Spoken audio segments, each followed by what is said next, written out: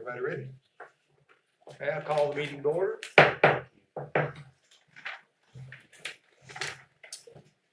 So welcome everyone. We'll stand for the Pledge of Allegiance. Pledge allegiance To the flag of the United States of America and to the republic for which it stands, one nation, under God, indivisible, with liberty and justice for all. And we will remain standing for a moment of silence, please.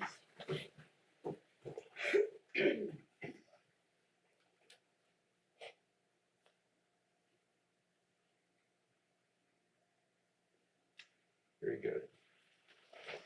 I don't have any announcements, so I'll turn it over to you. Before we get started, I'd like to ask Mayor and Council if you would add a closed session to this agenda. General Statute 143-318.115. That would of course be after number 11 and before number 12. In between. Can you just say what the general statute is? Sure, the general statute for this section would be acquisition of real property.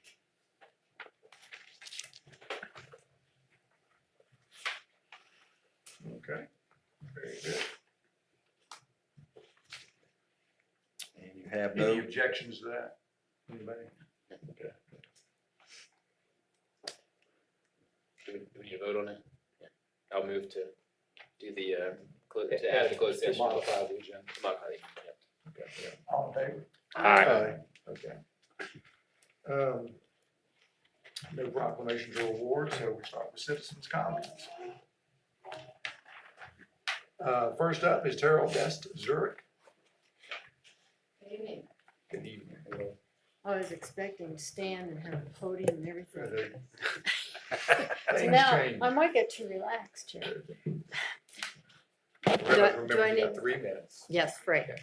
I won't. I was just joking. Sorry. Hello, my name is Terrell Besser, and I live at 2 Mandolin Drive, Black Mountain. Been here since 2019, September. We've also asked other people to speak tonight to represent the breadth and depth of the community garden manager's position and the importance of it to the community. I first discovered the Dr. John R. Wilson Community Garden from a neighbor of mine, and my initial interest was to compost. Well, we ended up signing up for a garden plot, and then I became a compost volunteer. Being on the compost crew, I see firsthand how many members of the Black Mountain community have been participating in donating their compost. Well over 500 pounds every month in 2022, with the exception of 1,000 pounds, over 1,000 pounds in May. So the garden welcomes these donations because this results eventually in nutritious soil for our donation plots and the gardeners. I was over the moon when I finally had a safe and easy place to compost and stop dumping all my kitchen waste in the trash and put it at the curb.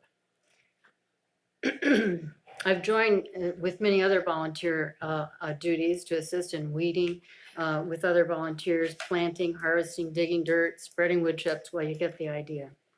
Over the past 3+ years of becoming more and more familiar with the scope of the part-time garden manager's job to coordinate and manage the production of thousands of pounds of food, which is distributed by Bounty and Soul. It's been a real eye-opener. This is a highly skilled position requiring education, planning, coordinating, effective communication, and much more. This has been demonstrated by the previous and existing managers.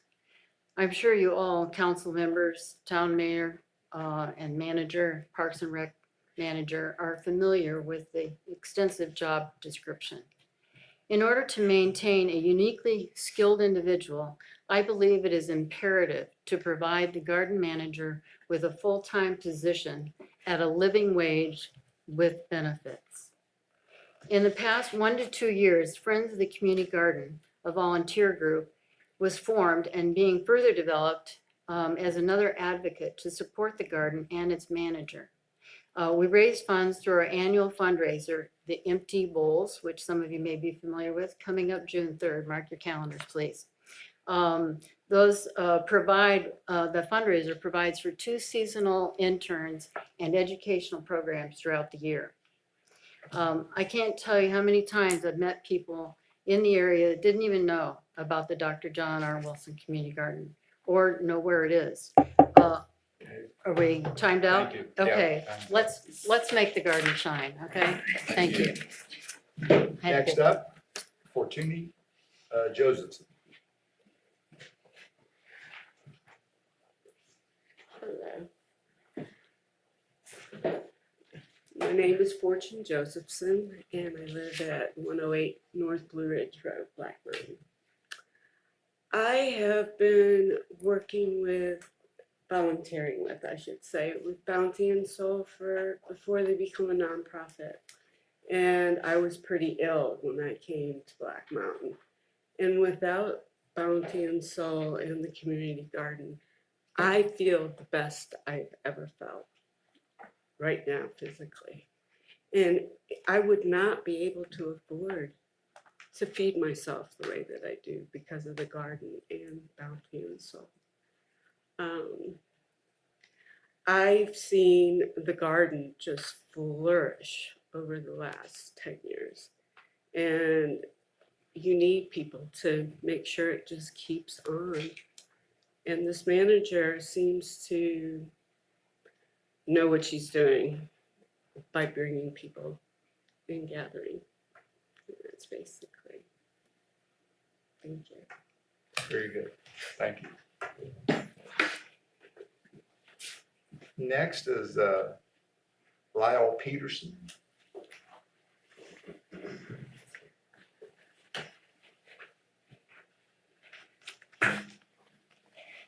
Hi there. My name is Liesel Peterson Erb. I live at 86 Black Bear Trail in Black Mountain, and I'm the chair of the Environmental Studies Department at Warren Wilson College. Today I'm here speaking in support of the proposal to make the community garden manager full-time. My reason for being here is to speak for those who have come before and will come after us. Because investing in this position is investing in our watershed and all its inhabitants. In recent years, I've been thinking about and working in our watershed a great deal, along with my students, colleagues, neighbors, and collaborators here in the town and in neighboring communities. I've taken inspiration from the connection and perspective a watershed approach can bring.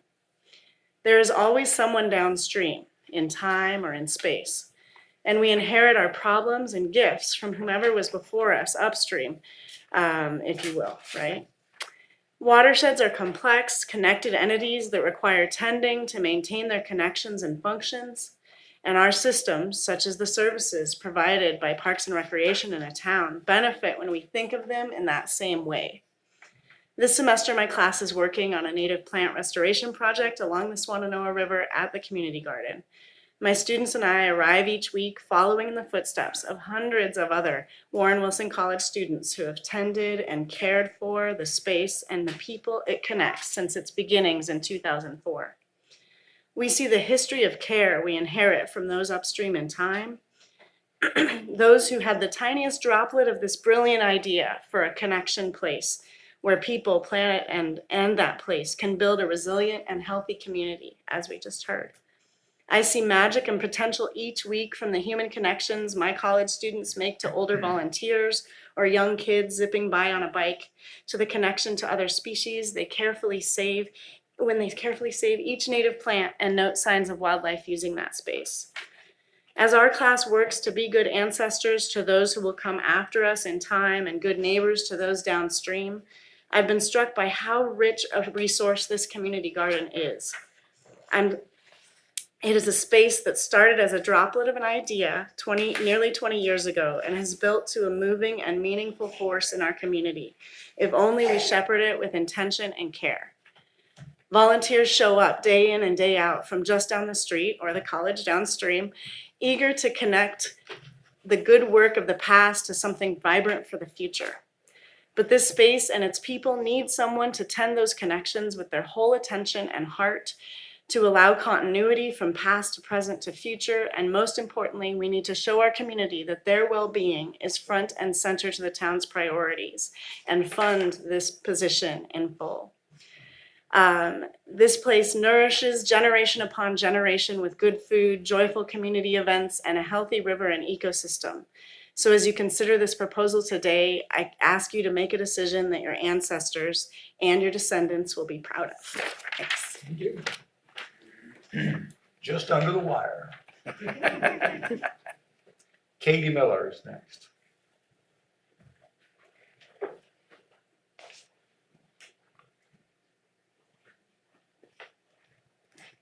My name is Katie Miller, and I live at 105 Front Porch Drive in Black Mountain. I was a Dr. John Wilson Community Garden intern in 2020 when Diana McCall was garden manager.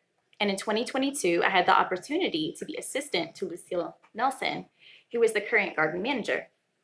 Both of these positions were funded by the Friends of the Community Garden, a member organization of the Black Mountain Parks and Greenways Foundation. In my time with both Diana and Lucille, I have found for the garden to be most successful, it truly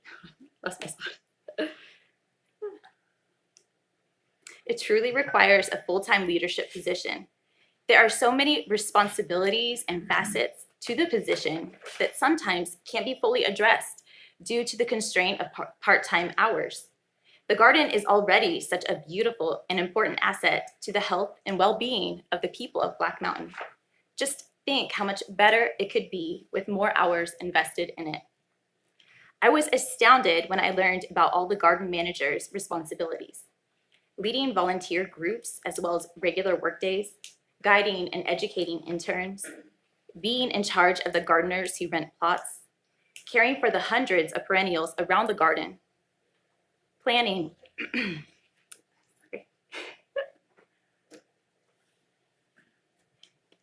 planning what to plant and when, starting seeds and ordering plant starts, and not to mention harvesting for and delivering to Bounty and Soul.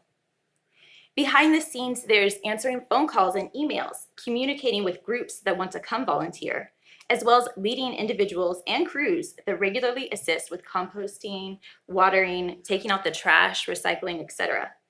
I could go on, and I'm sure I've only scratched the surface of the garden manager's responsibilities that I've observed in my time with Diana and Lucille.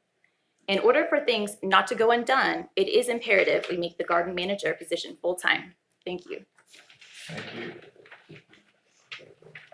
Allie?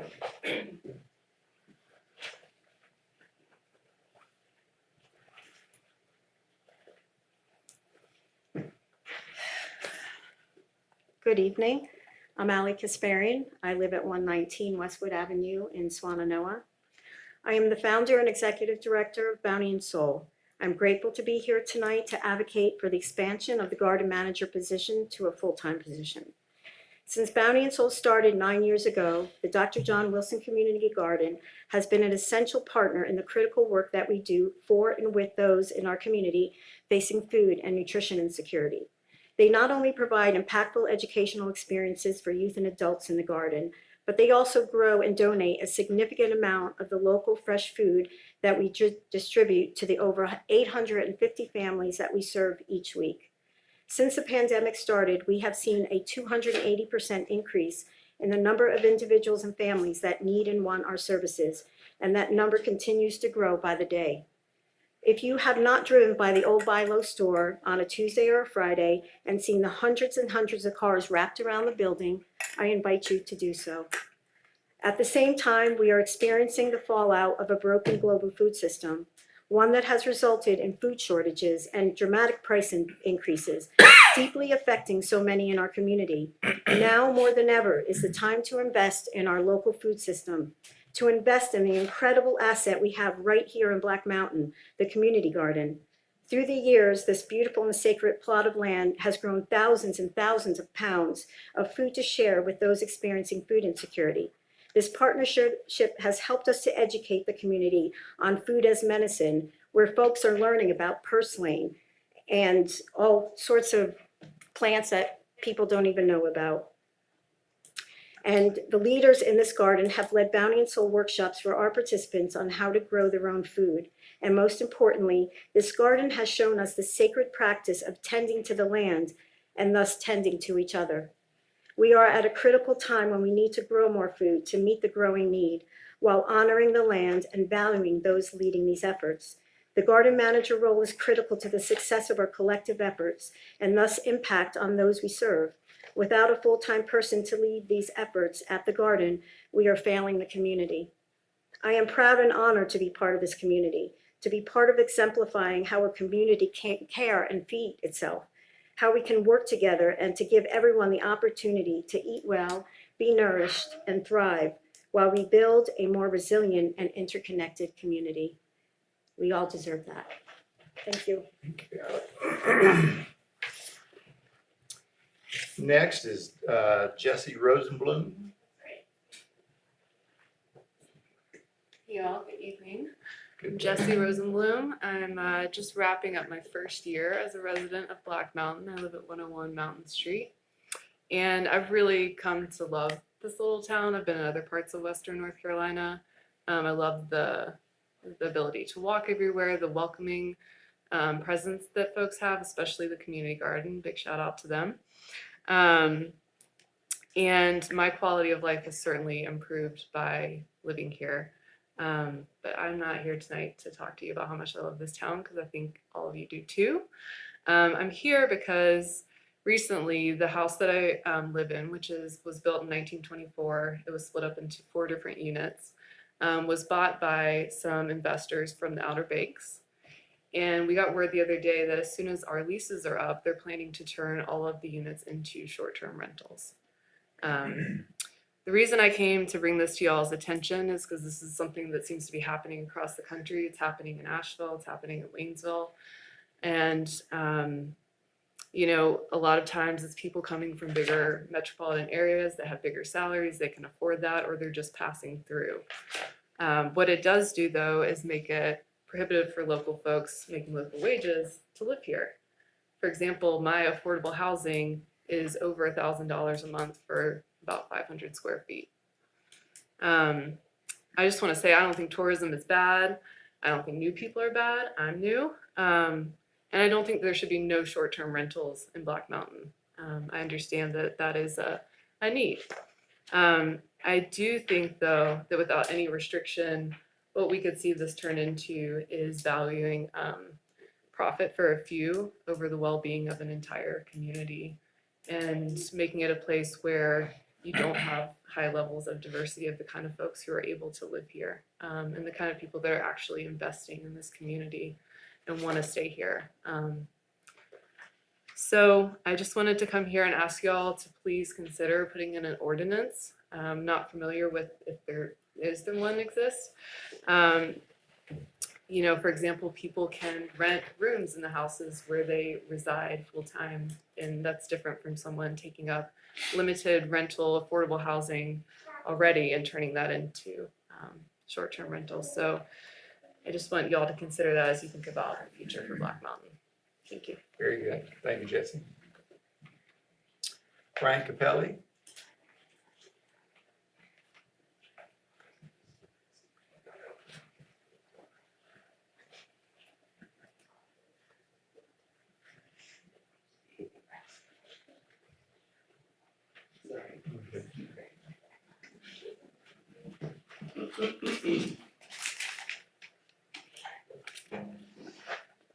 Hey everyone.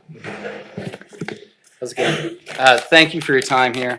I know that you've all received an email from me today that kind of outlines what I'm here to discuss. Can you guys sit up here for a second? Come on, sit up, guys. All right, Charlie, come on over here. So I know I've already outlined these points to you in email, so I won't go like too deep into them, but I'm here discussing the Babe Ruth MOU, why I don't really feel like it should be on the docket here to talk about here today, unless we are kind of talking about the funding that used to be attached to it. Just high level, couple points. You know, I just don't understand why this was pushed upon the Babe Ruth organization in the first place.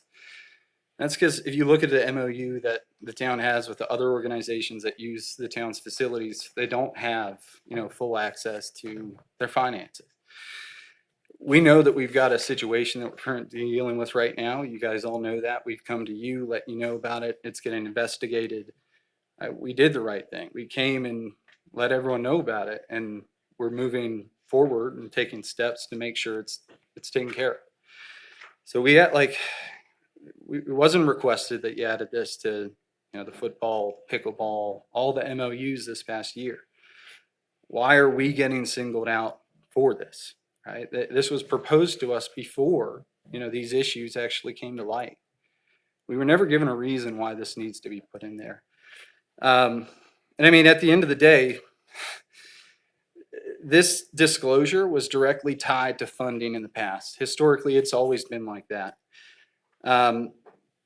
The town said, we will take that disclosure out because we want to take out the funding as well. Now the town's coming back and saying, we want the financial disclosures. We're not going to give you the funding. It's just a situation where the town has changed things up and now saying, hey, we want access to the things that you've had in the past.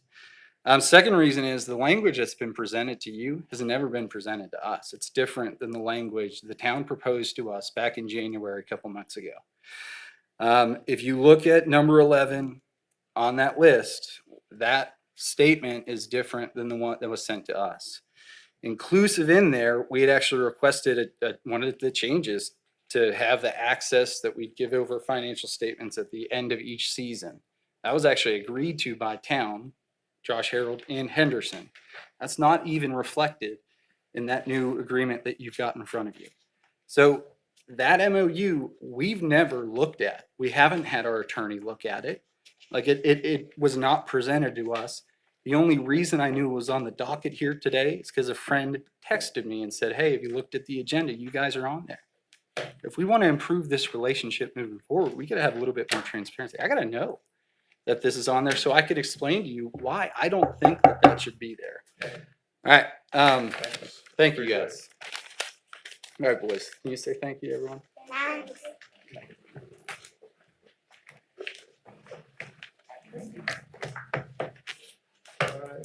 Next is Duke Woodson, and I was just going to mention, we have another citizen comment right before this issue is going to come up, if you want to wait. I'll wait, thank you. Yeah.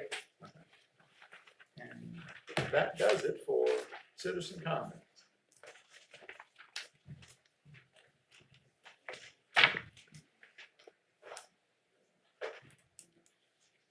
All right, John. All right, you'll have, next up on the agenda, communications from staff, councils, and agencies. Start with Julia Weatherford, the chairwoman for Active Mobility Commission, please.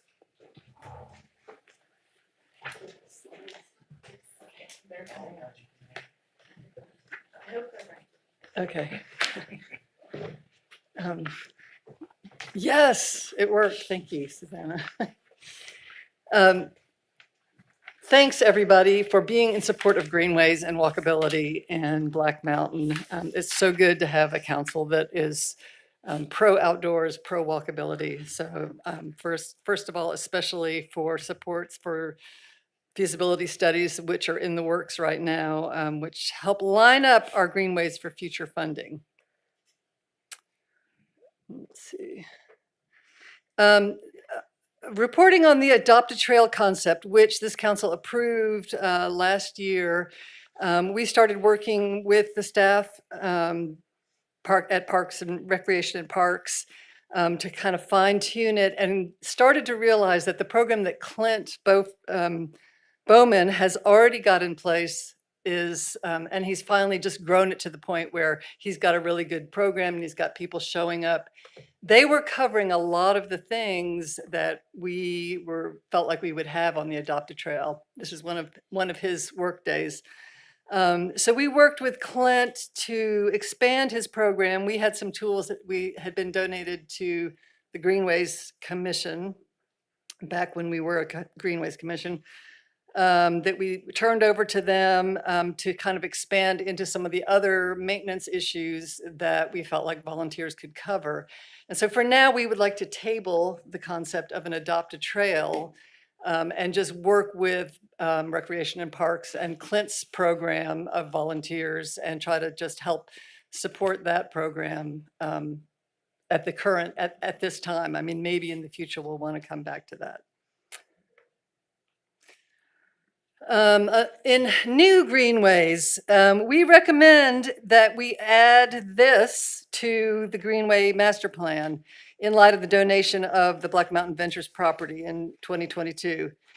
It's really important that we get this trail to appear on our master plan, and so we would have to have that amended. We see this as a low-hanging fruit trail because the town owns the property, and we think that it could possibly be a future part of the Fonta Flora Trail, and it's very ripe for some funding and some feasibility study. So we'd like to get it onto the plan. Actually, interestingly, if you look at the town website, if you look at the Black Mountain GIS service, and you punch the Greenway button, this trail actually appears on that, even though it doesn't appear on the Greenway Master Plan. So we'd just like to get it on the Greenway Master Plan, if y'all would take that up in the near future. The town has moved ahead with sidewalk construction, quite a few over the last few years. So there again, thanks to the town council and to staff for making that happen. In the 2010 pedestrian plan, there was a list of high priority sidewalks, and pretty much every one of those has either been mostly done, partially done, or is gonna be done as a part of a roadway improvement in the near future. So that's pretty cool. And in the update of that plan, they've added on a few extra sidewalks, but the one sidewalk that hangs over from that 2010 plan and is still on the priority list is Doherty Street. And that's where our library is. And it's a really it's not a good walking situation, as you can see in the photograph, because of the bank parking and the funeral home parking and then no sidewalk. So we'd like to encourage the town to bump that up as a doable project, getting a sidewalk in all the way to Connolly Street. The rest of what I have to talk about is maintenance and usability of our existing greenways and sidewalks. And as the rec master plan pointed out recently, there is a lot of maintenance that needs to be done. We have a great maintenance department. Public Works gets on some of these things really quickly, and it may be that some of these things that I'm talking about tonight, they are already having that arranged to work on it. So but this is our opportunity to name those things, and so we have a list. This is a big problem area. This is the underpass. It was repaved this last summer, and we had to take out the raised walkway in our barrel. The other barrels are completely full, so it doesn't make a lot of sense that DOT made us take out something out of our barrel when it wasn't even part of where the river is supposed to go. And so question number one, and what happens is there's always rainwater issues coming into the walking barrel, and every single rain we end up with mud in there. And then people climb over into the second barrel where there's a huge pile of rubble, and it's not safe. And you see, people doing that with their dogs and their kids and their strollers rather than going through the mud. So the two sloping entryways into the walking barrel, before we repaved it, we should have put some kind of a drainage situation in there because all the water is heading down towards that barrel. So I think what needs to happen is some kind of a retrofitted drainage situation under that walkway to get the water back into the river. And then the other part of this is there a way that we can work with DOT to either get them to clean out the barrels or the other barrels, so the river will go through those barrels instead of through ours? Or can the town Public Works take that on ourselves and have some kind of an MOU with DOT that we can do that? It's just, it's kind of crazy to have this greenway and not be able to use it. So that's the question. There we go. In a similar, right around the corner from that, just looking the other way from where we were just looking, this lower part of the garden greenway is always flooded and then muddy for weeks afterwards. And there was recently installed a rain garden solution, a new rain garden solution right near the underpass, and it is actually very effective. It's really amazing. It's pretty small, and I thought it might not work, but I've noticed that it has worked. So we're proposing another rain garden solution out here in the middle of this, right under the disc golf number 18 hole. And I recommend that we work with Emily Sampson so that we can place it in a place that'll be effective, but not affect the pollinator gardens that are in there. And I think that this would be a good improvement for this area. So thanks to Ann Phillip for her other rain garden, which has really been very effective.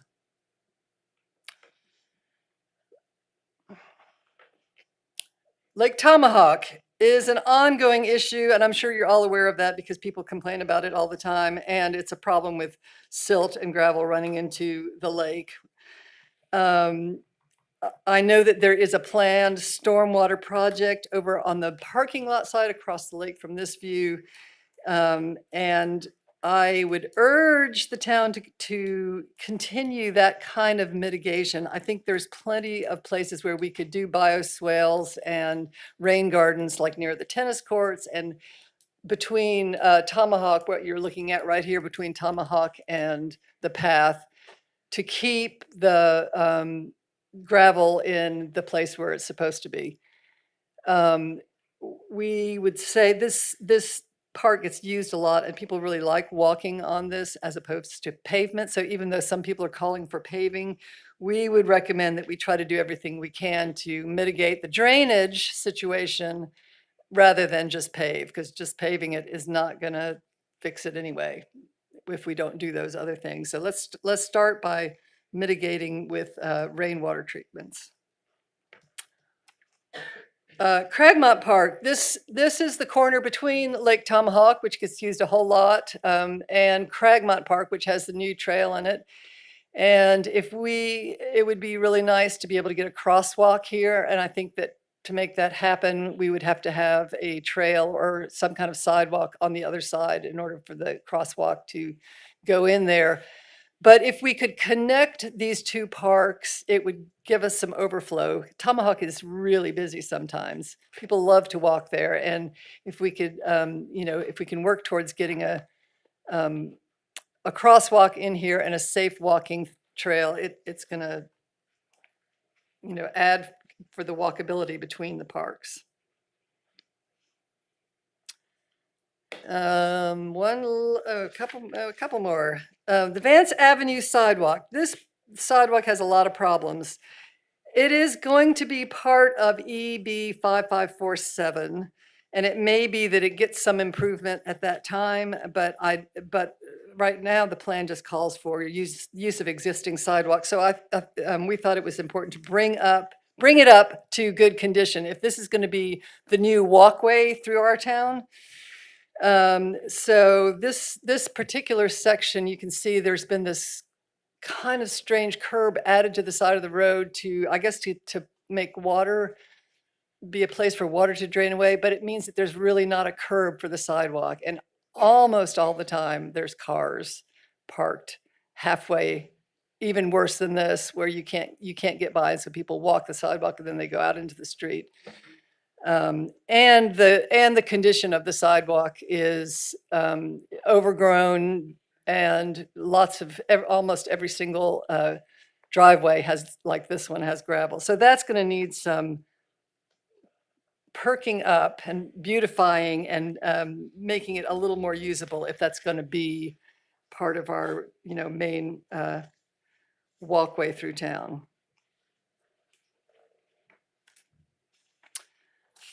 This is the end of the Village Walk Greenway, and what you see on the left side is the greenway. On the right side is the one-way road. And if you're coming off this way, off of the greenway, if you're a walker, you turn right onto the sidewalk, and that's also part of our new walkway through town, and it goes up behind the school. If you're on a bicycle, you're faced with this situation, which is some holes in the pavement, which I think were made in order to plant bushes in, but the bushes won't grow there. And so there needs to be a transition for bicycles to get into what will be the share row along Charlotte Street. I think this maybe would be something that the town could take care of, but it is very unsightly and fairly unsafe because the kids that walk between the schools could easily step into these holes. So let's see, one more. Flat Creek Greenway. This is such a beautiful greenway, and I don't know what the solution is. It's paved, and we have these beautiful trees, and the roots make the pavement crack. The Public Works has been good about it in the past, cutting out those roots and replacing. And it's really important because it is pretty unsafe when people are walking there, and we have a lot of elderly people that walk that trail. I don't know if there's another solution, but it does need to be looked at constantly. And congratulations that we finally did get the big washout there repaired. So that's back up and running again. So that's what I have today from the Active Mobility Commission. And thanks for your time, and let's build greenways.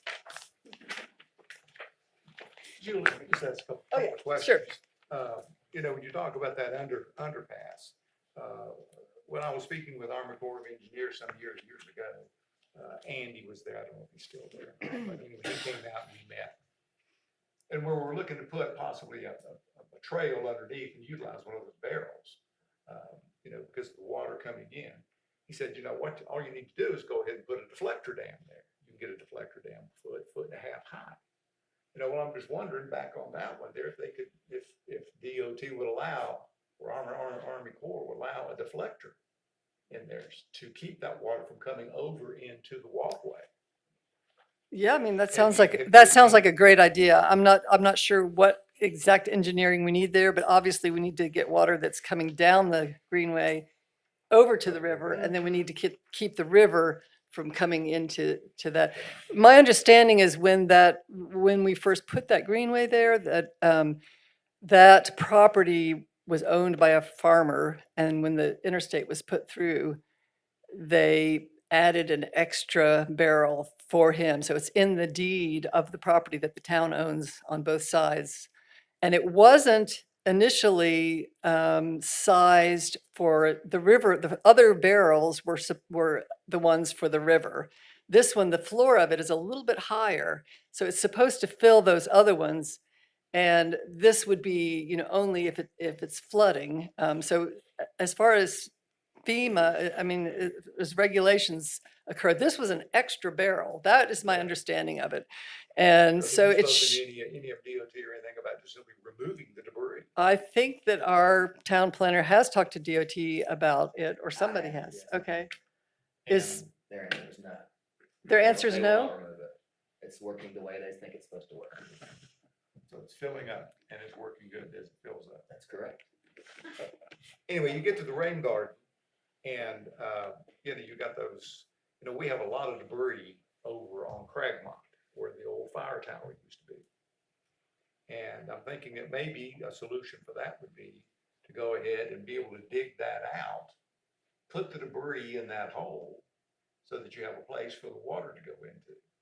We did this on Vance Avenue years ago, to where up the right side of Vance Avenue, we dug out big holes and filled them full of gravel to try to absorb some of the rain runoff. Well, we have somebody on staff now who knows how to make these things, so that's fabulous. Excellent. Okay. Yeah, and when you talk about tomahawk, I mean, there, people don't want that paved. No, Most people don't want to don't. pay. But if we could go ahead and put, maybe where Walnut Street comes down, and that water goes over towards where the fountain is, to be able to deflect that water, to keep it from coming in Mhm. on that one section. And it may have to be, that one little hill may have to be paved, just to keep it from washing. Anyway. Anything else? before I go? Thank you.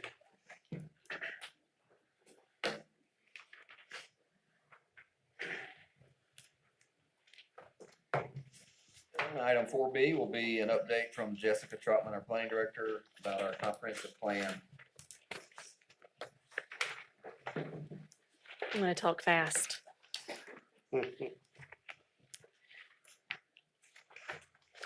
So not all of you were here when we adopted our comprehensive plan and went through that process. So just as a reminder, if a town or any government wants to have zoning in North Carolina, you have to have a comprehensive plan. That was changed in 160D a couple of years ago. A few of our friends have gotten in pickles because of that. But we were ahead of the game and had an existing comprehensive plan that we updated. It is a high-level guiding document. It's not a to-do list, and it's not pie in the sky. It's intended to be very actionable. It does not replace any other sub-plans, but relates to them and calls for additional ones in the future. The time horizon for one is typically about 20 years, give or take, depending on how quickly you go. So how is it used? It's a tool to help elected officials, appointed boards and commissions, and staff in decision-making processes. I use the comprehensive plan all the time when I'm thinking about grant applications. Most grant applications will ask if you have identified such and such project in your comprehensive plan. When I did my budget this year, I started working on that. Every line item was cited back to a policy, a goal, or a action matrix item, which are different tools within that document. So it's just a visual that gives you the idea. You've got these other pieces under this umbrella of the comprehensive plan. And those are those statutory requirements. When you have your comprehensive plan in place, when you have a planning project or a zoning decision in front of you, it has to be consistent with that plan. That doesn't mean you can't amend your comprehensive plan and use it otherwise, but that's what's in front of you. This is the vision that is bright and center in our comprehensive plan. I'm not going to read every word of this to you, but it is there. These are the principles. There's a chapter for each of these in the plan: walkable and livable, green and resilient, vibrant economy, civic engagement, and connected and accessible. The goals and policies are for each principle. So the goals are high level and long term, and the policies are giving you direction on supporting decisions as they come up related to those goals. It's not just something to check off and then you're done. And that's how they are laid out for each of those principles in the document. There are, you can see 6 and 5 goals between the different principles, and then, a range of policies, 9 to 19. And then there's the implementation matrix. This is where staff works a lot. It calls out department responsibilities, time horizons, and specific tasks to go along with that overarching goal. So that is laid out like that in the document. So all in all, highest level, we have 53 tasks in progress and 32 waiting action since this was adopted in June of 21. That is pretty remarkable progress in such a short amount of time. I want to reiterate though that those 53 things that are in progress, they're cumulative. It can be something very big like start a stormwater utility, not a small thing and not a done deal. All it does is put something else into motion to take care of. So all of those represent work that is happening, and those 32 specifics are work awaiting. So now we're just going to go through the principles, and we're going to speak only to the implementation matrix because they are more specific and action oriented than policies. So in walkable and livable, the green ones are the ones that have items in progress, and the ones in blue are the ones awaiting action. So we have the comprehensive plan update, prioritizing small area plans, creating a community design book, implementing existing plans, and doing a housing study. And here are some examples of where we are on working on some of those. These are not exhaustive. These are just a few examples. That picture you have right there, that's Encode, not to be confused with the finance department's Encode that you've heard about. This is the app that we are writing the Unified Development Ordinance in. It is also the app that public comment will be accepted through when we publish a draft. So that's just a screenshot of that. It's a huge project, and that's one of the biggest items in there. And in and of itself, it has over 12 action items. We also have the Blue Ridge Road Small Area Plan that is being implemented as projects come along. It's been a guiding document in collaborating with NCDOT for modernization of Blue Ridge Road. And we will use those land use recommendations in the future if rezoning applications come down the line after the interchange is constructed. Green and resilient, lots of green on this page. And the only remaining thing to put into play is a sustainability plan. And some items from there, we have PV installs, we've hired staff dedicated to recycling and waste reduction, stormwater utility, the stormwater master plan. We've been doing stormwater projects, water quality projects on the river, compliance with our MPDS permit, integrating best practices into the UDO, and working to fund our damage from Tropical Storm Fred at Veterans Park. In that picture, that is Ann Phillip working with some college students on an aquatic chemistry class, I think. A vibrant economy, this is one of the more concise to-do list, if you will, of, I know I just said it wasn't to-do list, but when you put it out there, it definitely looks like it like this. So when we have creating a downtown business strategy, working on an economic development plan. And then there was this idea of an incubation or co-working location. Actually, a private entity has opened up one of those. So we've just sort of said, yay, we're going to keep going. So examples of that are creating outdoor recreation economies, building outdoor economies, some business data collection. We're going to be trying to learn to gather some hyper-local data on our local economy. Right now, we don't have a really good grasp on exactly who is here and exactly what they're doing. So we're excited about that. And we're working with various collaborators like Fish and Wildlife and Wildlife Resources to bring more people to Black Mountain to enjoy the great outdoors. I'll be at the North Carolina Main Street Conference middle of this week, working on some of these very things. Civic engagement, we see lots more green. So here's a great example of how you can have one thing on the list that's really a huge thing, implementing the Parks and Recreation Master Plan. I think we all realized recently what a big lift that can be. But some examples of civic engagement that are going on, a little screenshot of our Instagram from this morning. Increasing our social media presence. We've continued our successful Citizens Academy program. There's annual fundraising events and public safety events. We're continuing to develop our departmental websites and make them more organized. In my department, we're currently writing frequently asked questions for all of our areas of practice. It's gotten really long, but we're excited to launch those soon.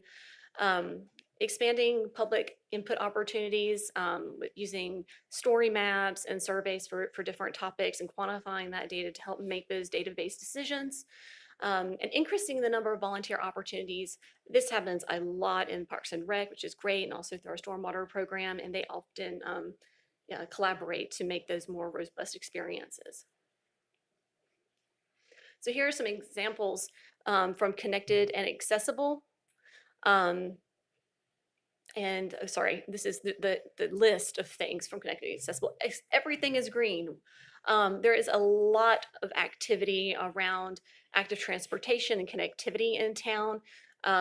Some of this comes by way of standardized development, regulations in the UDO for transportation, but also doing things like implementing greenway projects and active transportation. Here's some of those highlights right there. You see, you might remember this drawing. This is the crosswalk and bike and ped crossing that will be on Montreat Road for the Bike Boulevard. Our beacons are ordered, and if DOT would sign our encroachment agreement, we could start to build things. So we have the Great Eagle Bike Boulevard. We have our Sharrows. We've talked a lot about these projects very recently. but increased signage for people traveling by bike on DOT roads. We are reviewing 4 proposals we received for the Ridgecrest Trail feasibility study this week. And next week, you will have a traffic study about Ridgeway presented to you and pedestrian advisory strips. So lots and lots of activity. There, fast. I told you to be fast. You have any questions? I appreciate you coming and doing that. I think I might have been the one that asked for this to happen, just because so often these studies get done and we never hear about them again. And I didn't want that to happen with our comprehensive plan. So I thought it was a good overview for a new council and for our public and for old council members too. So No, I appreciate it. It's definitely good to review because this is what sets our sails in a common direction every year. yeah, So great. Thank you. you're welcome. Thank you. All right, your next item on the agenda will be the consent agenda, consists of 4 items this evening. First item being the adoption of minutes, February 9th, agenda session, February 13th, regular session, February 25th, special session, and March 1st, special session. Item B is an agreement between DOT and the town of Black Mountain for EB 547 Section A. This would be the sister section to the one we adopted last month. 5C is a call for public hearing for voluntary annexation of a portion of property owned by Vince and Libby Stelling off of North Fork Road. And item D is the rezoning for that annexation, annexed property, also off North Fork Road by Vince and Libby Stelling. Reminder, the public hearing will be in April. This is the call for tonight, and that's it for your consent agenda. Did I hear any motion to adopt the consent agenda? I'll make a motion to approve the consent items A through D as presented. Any discussion? Not seeing any. All in favor? Aye. All right, unfinished business then. 6A, this is a sidewalk easement for Charlotte Street. I think you have some information in your packet from Attorney Sneed who's drafted this together. I'm pretty certain of that, right? Yeah, it's And draft, the school, I think, actually adopted it maybe last week. yeah, the 7th, I think it's approved and signed and on its way. All that's required of this board, it's not, you guys could just accept and say nothing, but I prefer you have a motion to accept this gift of an easement for a sidewalk.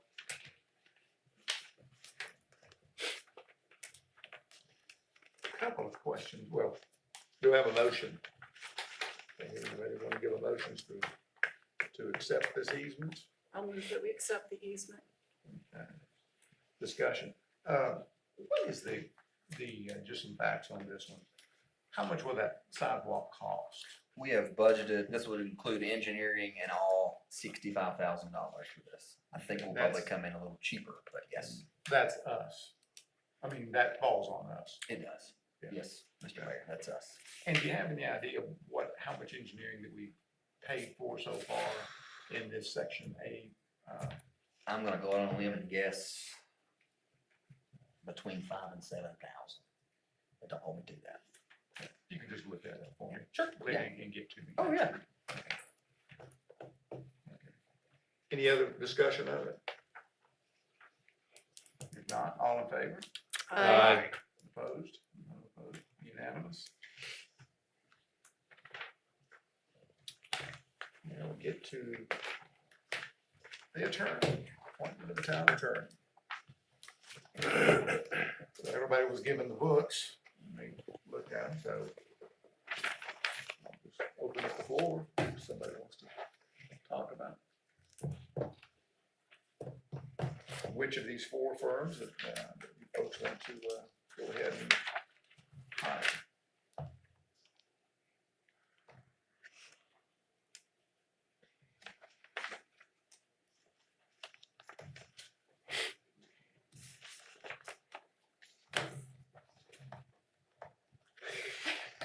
I just looked up and saw Bill's face. Yeah, why is everybody looking at me? Well, I think that my are we just having a discussion at this Yeah, point of the whole? yeah, Okay. then we'll have to get, later, Then- we'll have to. yeah, decide okay. which one to vote for. I mean, it was interesting, and you see a real wide range of proposals from the firms. And for the, for the public, there were 4 firms that presented proposals: Robertson Stevens in Asheville, Allen Stahl and Kilborn in Asheville, T. Campbell, which has an office in Asheville, and then the Van Winkle Law Firm in Asheville. And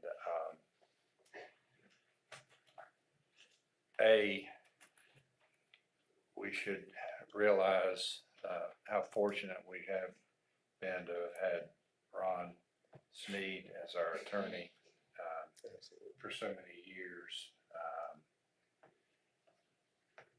given great advice and at a rate that appears to be cheaper than what we're getting ready to pay.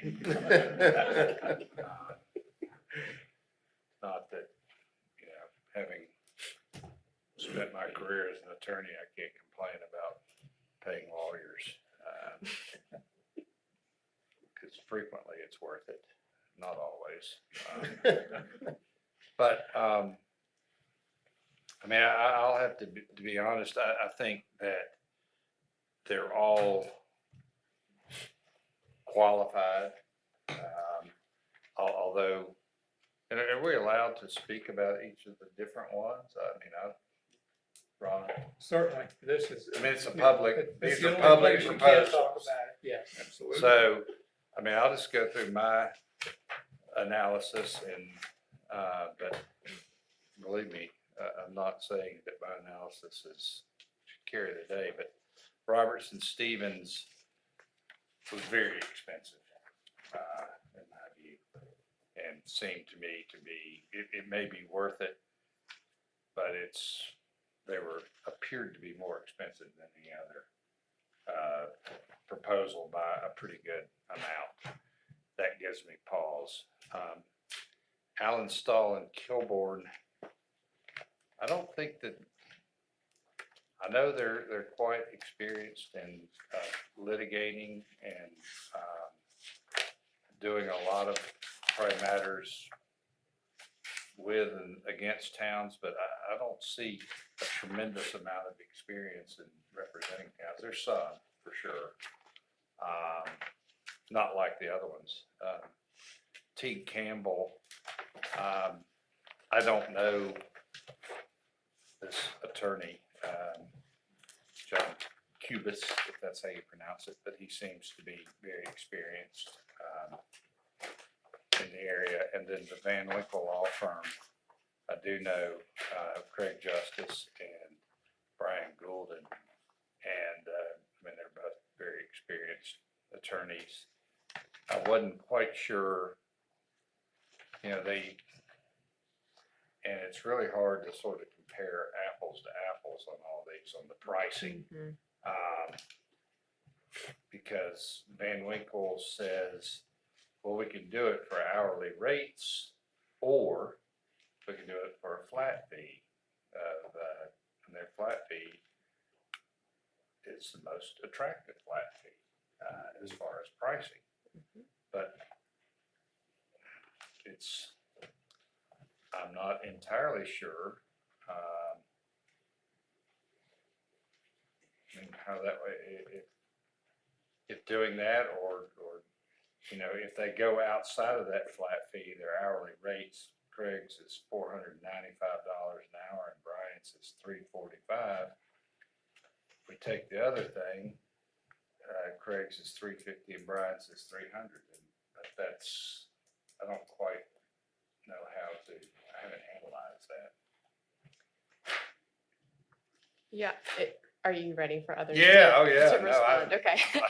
I had some similar questions. Yeah, and starting with that last one, Van Winkle, yeah, not including ordinance rewrites as part of a flat annual fee, and I just don't know if that's common to consider that part of routine services, or It's Looking been- at you, Ron. It's been for the last 40 years. That Okay. could change, but. Yeah, so to have that siphoned out felt a little odd to me. And I did have a question about Roberts and Stevens. In that last sentence, talking about the different rates, that they would discuss alternate cost proposals, including a straight hourly rate of $300 per hour for all legal services, which is not that much more than we're paying Right. from what I saw. So Right. I guess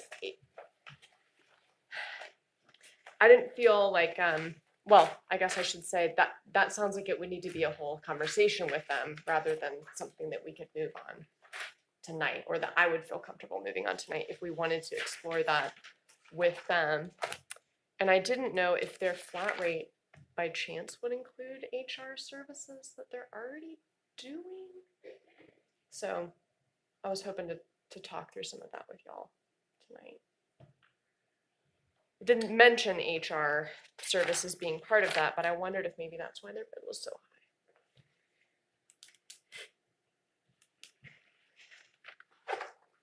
Yeah, I mean, I don't know, they say they'll do 6,000 per month, and then they'll say, we can discuss alternate cost proposals, but we didn't make it alternate cost proposal, Yeah. actually. And Ron, can I ask Ron you a question? There was a helpful layout of your hours. And do you think those, for the last several years that were on there, are sort of normal? Looks like maybe the 1 year, 2021, but that could have been a COVID. That was, That was probably that was COVID. the year we had to fit into 160D. There was a lot of ordinance rewrite that we're talking about, to comply with 160D. That was an intense year. So otherwise, a little less than 200 hours a year, it looks like. Around that. I mean, I know there's no guarantees or who knows what comes up. Now, there'll always be things that will take it up, and you'll have quieter years, but the curve is definitely up. But 21 was an odd year. Yeah. I had a question on this because when you look at Robert Stevens and then you look at this proposal, they got cost option 2, cost proposal option 2. And that's under the numerical heading, the Roman numeral of 11. And if you go to the preceding page, the last one is 6. Were Yeah, we missing a I page? did not catch that. Were we missing a page in there or 2? Because I mean, they say cost proposal option 2, but then when you look back, there's no cost proposal 7 option through 1. 7 through 10, those items on the RFP information are not addressed. No, we have the original here and there's. Okay. Yeah. It was a mistake on their part, yeah. Okay. Okay, we're just looking at that, didn't see That's- them. Oh, those are 7 and 8 are just notifications to the respondents. They don't really need to respond to those. But they don't seem to have. 9 cost is proposal optional. option 1. Because they can select which ones they want to offer, I think.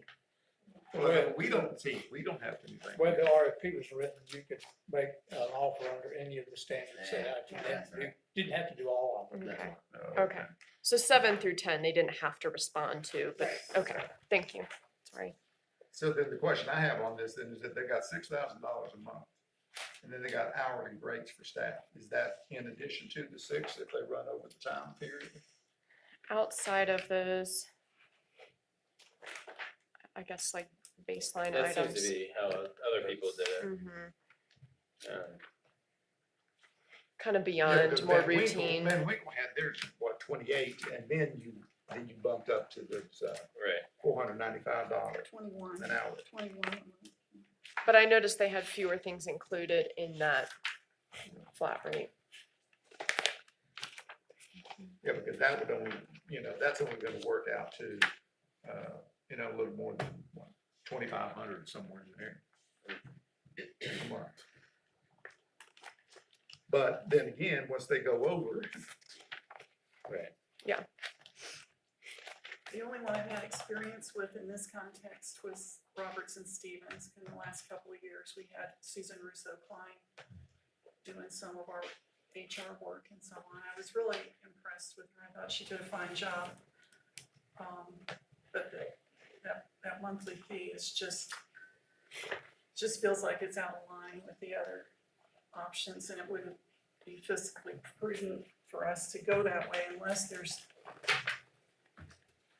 the 300 a month, an hour thing, I don't know. So, but anyways, of the four, I guess, I felt like T. Campbell and the Van Winkle Law Firm were my top choices in terms of a ton of municipal experience and local representation and the fee structure that they offered.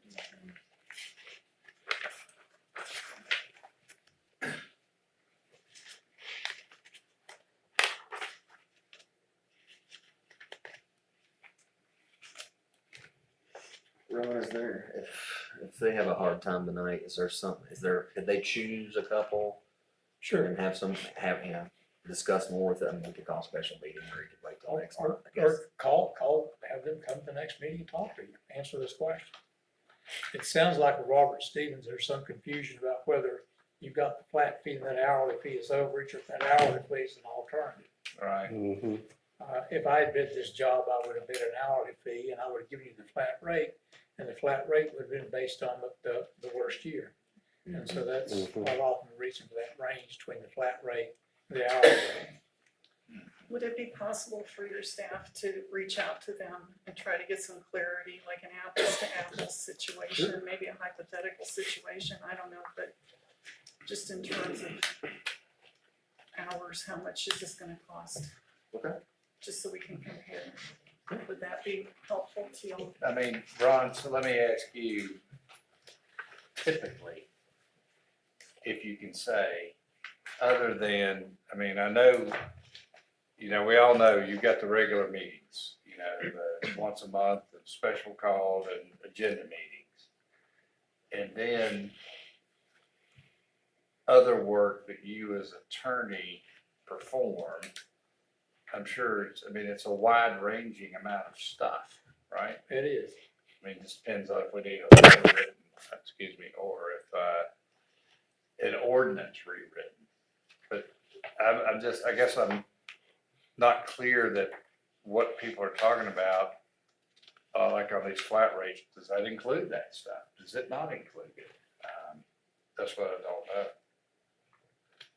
Well, I haven't seen any of the bids. I don't know. Okay. I haven't had a chance to try to interpret what they tried to say.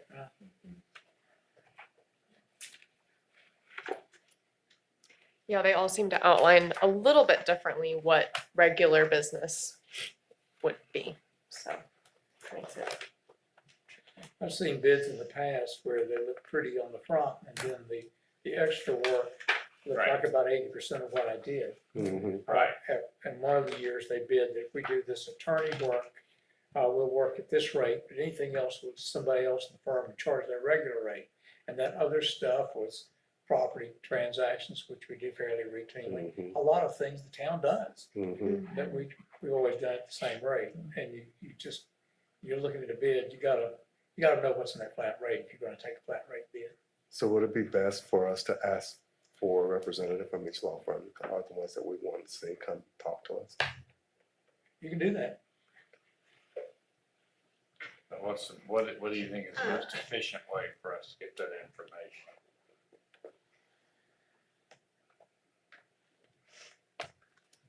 If you, I can't think of a more efficient way than have them come to a meeting, answer a question. Because you've got to give 5 sets of questions to the town manager, staff to go to them and ask the question, come back, you get it again, you hear next month, you may still, one question leads to the next. It's a peculiar service to market, as you all know. It's hard to put on a piece of paper what you're covering Because you just don't think of some of the things. You don't think about the real estate transactions. You don't think about those things. You've got to have some knowledge of estates because you just inherited some land. There's a lot of fields that you deal in. And perhaps getting those answers, whether or not that'd be covered, might be best for the attorney sitting here. When you know, the way that you bid, you said you would bid just an hourly rate. Do you think it'd be good if we go back and say, we don't have a lot of proposals, if we just want to know what your hourly rates are? No, because there's a possibility, the flat rate, depending on the extras, and if you anticipate what you've got coming up, if you've got some things going on, this UDO is coming through, this is gonna be almost like the 160D year. And so if that's included in a flat rate, the flat rate may not be as unattractive for some. It's just knowing what's outside the flat rate. But the RFP's already out there saying bid it and make these proposals. You don't have to make any of them or all of them. But at this point, they've made taken more than one of the options. I think it'd be beneficial if could you come up with, you know, a list? No, because I'm not gonna farm, I don't think. Well, I mean, just a question to ask, just some questions. to ask. I think this board is capable of asking the question. You're down to dollars and cents now.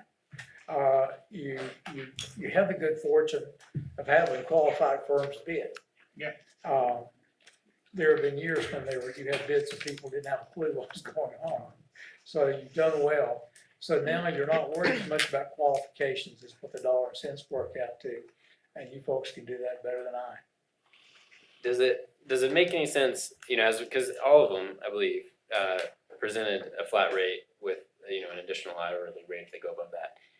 But in each of their descriptions, what was included in the flat rate was different or kind of unclear. And so does it make sense for us to have, and I don't know if this Attorney Steen would be something that you could put together, maybe Josh could put it together, is a list of the majority of things that we're asking the attorney to do, and then they could, put a little check next to which ones would be included in that flat rate versus which. Well, I'll provide you with the nature of the types of work we've done over the last 2 years. That might give you a list. All right. If we could compile it from that, then yeah. But to have a simple yes, no, Right. is it in or is it out? Yeah. Well, I think if we're gonna ask them to come, we should provide that list to them in advance. Yeah, We're gonna ask you absolutely. questions about this. Yeah. Yeah. So that sounds fair. All right, so we are at a point where we haven't made any motions on the agenda, I think. maybe. What was that? You don't want to narrow it down from the four, you want all four to come? Well, that's a good point. That's, I think all four, if we're gonna ask okay. extra, that's fine, if we're gonna ask more questions. So we'll just move this, we table this to the next meeting. You can do that. And I anticipated that. That's part of the reason you're in this early. You're in March, late July, not expecting to be able to sit here and not make that decision. And would it be helpful for us to present, aside from just a list like that, a few questions for them to know what we want to discuss, or? Yeah, maybe we could submit those. Send them to me, Okay. and then we'll compile, or if you want to give us that list. I'll work on it. I mean, I can work on a list too. You- Me and Jessica are usually the ones that are calling you. We've got 3 of us if we got it. Right. Okay. That sounds good. All That's a right, good start. so I need your motion to table this to the next meeting. So moved. All in favor? Aye. Okay. All right.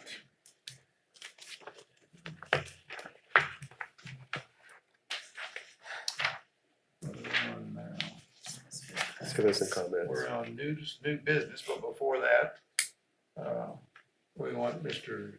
Duke Woodson to please come forward. And again, so we don't interrupt for 3 minutes. Yes, sir.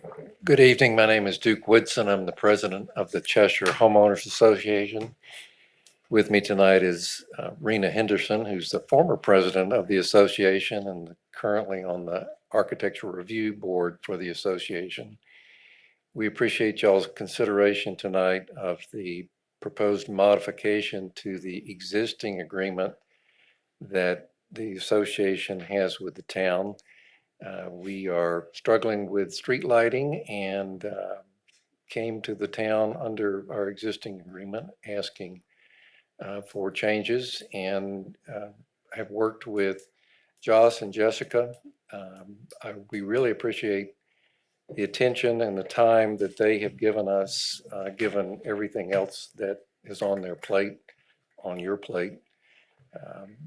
Josh particularly was responsive and courteous and a pleasure to work with. So we are asking for your approval tonight. Be happy to answer any questions about the lighting issue, but thank you. Very good. Thank you, sir. So the first order of new business is the Midland Avenue large vehicle traffic ordinance. So what you have in your packet, we discussed this, I believe, at our last meeting in February. We had talked about some issues that had been brought to our attention about truck traffic on Midland Avenue. We've since put together a very short ordinance that would prohibit those trucks on Midland Avenue. Section 47-56, tractor trailers and large trucks limited on Midland Avenue. Only two sentences for this. First one being tractor trailers and vehicles exceeding 48 feet in length are prohibited from traveling on Midland Avenue. Saw one today that was 53 feet in length, and the reason I knew that is because they had 53 on the actual trailer. So it would be a violation as of April 1st if y'all approve this. And then lastly, the limitation on the use of Midland Avenue shall not apply to trucks that enter on the south end of Midland Avenue to deliver goods to the business at 203 East State Street, which is Black Mountain Bistro. And that's it for that ordinance. What is the penalty? I'm sorry. Penalty. I'm gonna look at Steve, see what's our typical penalty. So that would be up to the board. That would probably be a $25 penalty fee, but. Forward, and then again, it's up to you typically, but that's usually a pretty minimal fee. Because, I mean, it doesn't really mean anything. If they go up in there, they get stuck, turn around and they leave.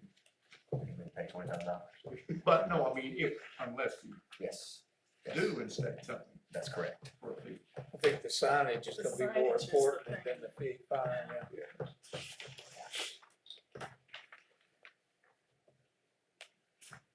Well, It's really just the signage, just to try to dissuade them from doing that. Yeah. Well, my only question is just if this matches the initial intent and request. What Pam was it? Yeah, Richard Post brought it to my attention, showed me video of an 18-wheeler trying to navigate First Street there. I think this is exactly what he had in mind, just to minimize that. That happened today, and he was reversing very good. back that day. What a mess. What a mess. Well, do I hear a motion to adopt this? So moved. Ordinance. Any more discussion? If not, all in favor? Aye. Unanimous. Now the MOU. I'm gonna let Mr. Josh Henderson come up and talk about our MOU with Babe Ruth. Before we jump into this revision, I have some supplemental things. And Andy, I want to give you some context. We talked about this, and it's a hot topic. Thank you. So what I'm passing out on the top is the old MOU from 2016. Behind that is a spreadsheet that I'll get to in a second. So before we jump into the current one, we're looking at this MOU from 2016. Prior to my arrival here, I started in the fall of 2018, and the Babe Ruth Baseball Organization was operating under this 2016 MOU.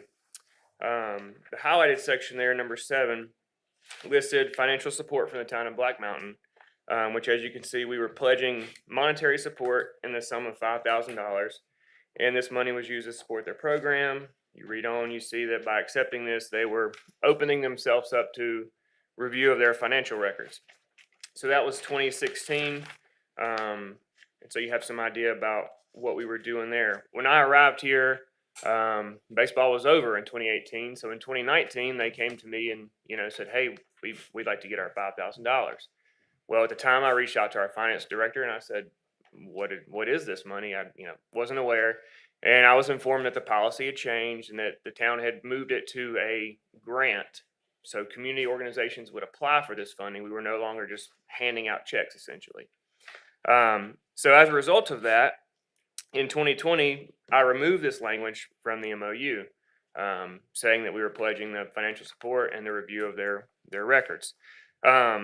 Since that policy has changed, since I've been here, Babe Ruth has not applied for this funding since it was changed to this policy. Looking a little further at the spreadsheet that I have attached there, I wanted you to be aware that while we may not be providing financial monetary support, we do provide close to $25,000 worth of free facilities and services to them each season. So this spreadsheet only encompasses their spring season. They usually play a spring and a fall. The fall is probably condensed, probably about half of this.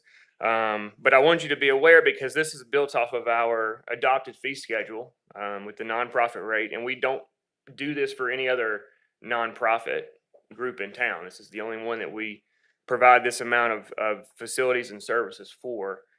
So really what I need from you guys, in light of all the things that have unfolded recently, is some direction as to what you would like to see in this MOU in regards to their review of their financial records.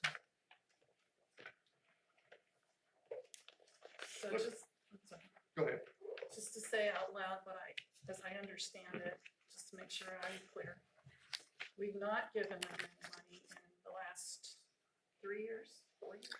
We have not given them the $5,000 since I've been here. They've not applied for that money. Okay. So, at this point, they want to apply for money, is that right? They do. Okay. Unfortunately, they had the recent incident with the funding was mishandled and like Frank said that there's charges being explored and that kind of thing. So it's that we wanted to tighten up our review of their finances largely because of that. Well, that and just the amount of free services and facilities we provide. Like I said, we have a nonprofit rate in our fee schedule, and we don't hold them to that. We just allow them to use our facilities at no cost. And that's, really for you guys to give me some direction on, what you want to do with that. But in terms of handing them money, no, we don't. We don't do that anymore. But in the event that they would apply, I think there should be some discretion over how they're spending their money. Have we provided that grant to anyone recently? We provided it to about $49,000 worth last year. Okay, so this isn't just youth sports leagues like football and baseball. This is okay. And are we looking at financials for anyone else that's receiving this fund? This money, they don't have MOUs. Pickleball has an MOU, but we don't have an MOU with the library or the Chamber of Commerce or Swan Valley Christian Ministry. Okay, so the $5,000 grant is similar to those. Okay. We call them appropriations. Appropriations. Yes. Great. Or contributions, excuse me. In our budget, they're called contributions. And the request, we were forwarded an email, as Frank alluded to earlier. The request came in January for the adding back in the financial reporting. So that was before the recent news came to light, and that was really intended to, because we were giving so much in-kind donation with the Right. Right. Okay. And the previous MOU, the current MOU, I guess, was signed in or agreed to in July. Is that correct? The previous one would have probably been, we usually, if there's any updates, we try to do them before the season starts. So I reached out to Frank in January to get on the February agenda and then never got any correspondence back from him. So we had to move forward before they're trying to get this done before their season starts and before they start operating. So, it saddens me that many people in the community believe that we aren't supporting our youth sports as much as I see, us working towards doing, both with funding in certain facilities, with the parks improvements that, I think we're all planning to explore in the upcoming budget, and with ARPA funds, and with the park master plan. As a parent of two little kids, one of which has many friends playing Babe Ruth this year, I spoke with probably 5 different parents this weekend whose kids were having their first practice this week, and I just thought that was really cool. I'm really glad that, grateful that the Babe Ruth organization is putting so much effort into growing that sport locally here, and all the the board members that sit on Babe Ruth, and the coaches that volunteer, and I'm just real grateful for that time and that service that they're providing in partnership with the town. And so, I know that there is some belief that that this is overreach, or that this is unusual and different, and I understand that, and I can see where people are coming from. I think that we are donating a lot of in-kind donation and improvements to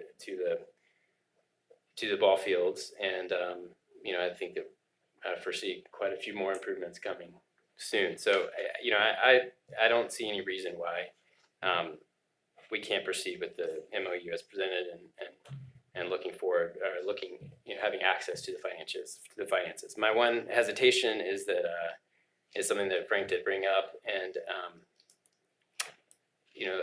again, we saw those correspondences in the email earlier that both Joshes had agreed to doing a end of season reporting instead of monthly reporting. I do wonder if monthly is a bit out of Well, can I provide some background on that? Sure, absolutely. So looking at, I think it was, I'm not 100% confident if it was the last season or the season before. When we did get records from them, it was often broken down monthly. So when I would look at the records and I was trying to put together some language, I thought, okay, so they're sending me April, May, June, July, and August. They have those available. And they're sending to me in that fashion. Is kind of where I came up with the monthly language, because that's how they were sending me the statements at that time. The requirement was each season, but functionally you were receiving a monthly Right. statement. And I'm open to whatever direction you guys decide to go. I just kind of need to know what you want to see in here, in terms of moving forward. Josh, can I ask a question? Because, some of this I didn't have any idea. So you have these rates, nonprofit rates. Correct. Do we charge other organizations or nonprofits, or are these just rates we say that we could charge and we don't charge? So those are the rates that are in the town fee schedule listed in the Right. budget. No, I got that. So no other groups of this size come to us, but we have had people that say, hey, we would like to do a ultimate frisbee tournament, or we want to do a baseball camp out there, or something of that nature. And then yes, we look at where they fall in the fee schedule, and we charge them to use the concession stand, if they need lights, if they're using the field, if it needs to be drug or line, those sort of things. Okay. So we have charged other people. So, man, do soccer teams use that facility at all anymore? They used to at least practice there years ago. The only soccer teams that are using Veterans Park now is our department ran leagues. Some use Gray Eagle, but other than that, yeah. All right. Thank you. That's helpful.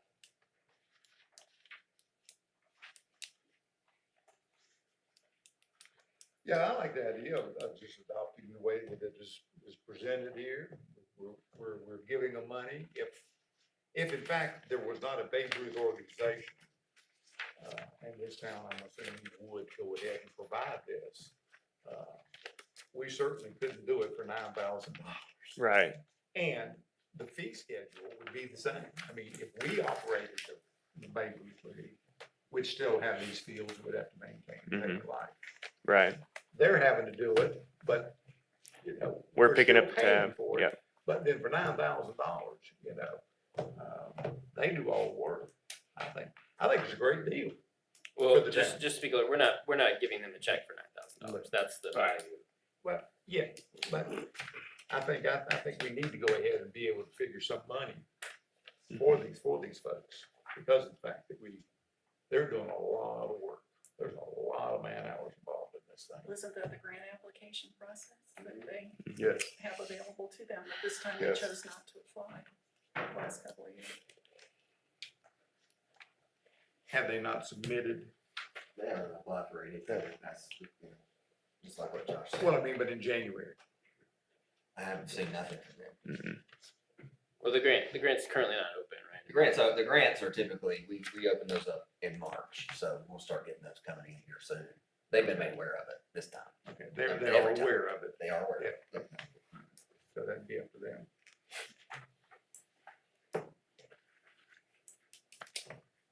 Well, do we have a motion to accept this? What, how often are we looking at the pickleball MOU or any other organizations we have, or, you know, an MOU with? To be honest, it's kind of on an as-needed basis as things arise. I mean, you look at a group like, one of the things I did in putting this information together was I went to see, you know, thinking about a group like pickleball. I went to see, do we have a fee schedule for tennis courts? We never have. I've gone back into agendas and minutes from, I don't know how far back. There's never been anything built into our budget or our fee schedule for tennis courts. You know, because I wanted to look and see, well, should we be charging pickleball for using the tennis courts or the tennis association or whoever? And there was nothing to really, there's no concrete evidence to say, okay, we should be doing this. We don't give pickleball any money other than just a line item in our budget that provides supplies, nets, balls. Because we don't have all of our courts lined, they have to put down tape. We provide that. So this is really the only group that we give this large of a donation to.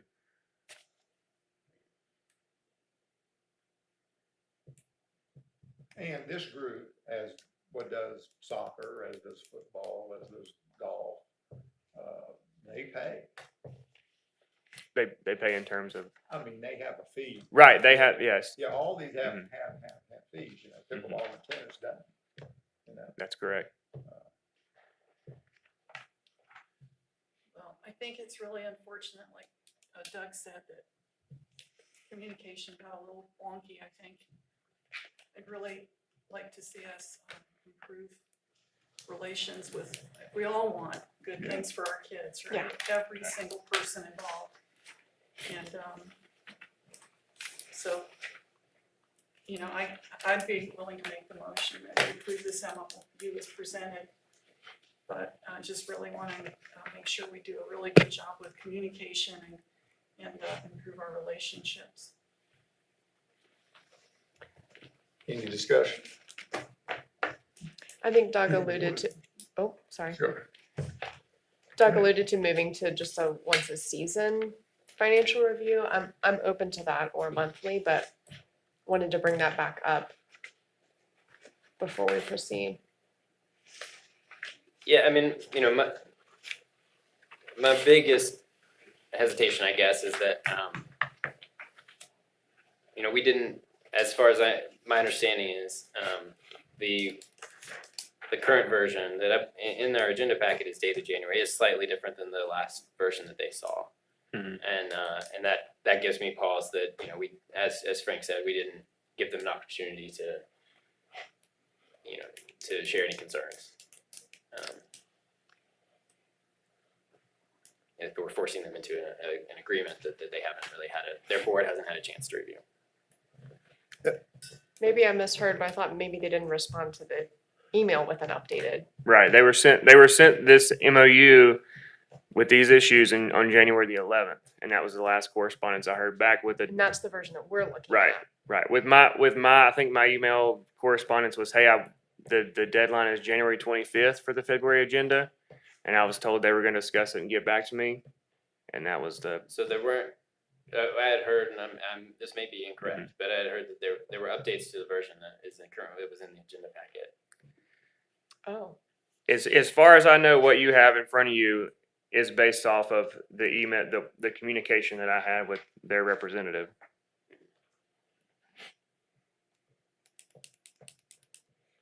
Can I ask another question? Yeah. If we do this, who looks at their bank statements? I mean, would looking at their bank statements tell us anything? I mean, if somebody is taking money and not putting it in the bank, I mean, how do we know? I mean, we're not auditing. That's correct. What they're doing. I If they're think- making incorrect charges, or, I mean, that's not the scope of this, is it? No, well, you're not gonna see Yeah. see that more than likely in that. Right. No. I think, well, now, some of the bank statements that we've gotten in the past, now, it goes through detailed charges now. It's mostly, Do we review it? He looks at them.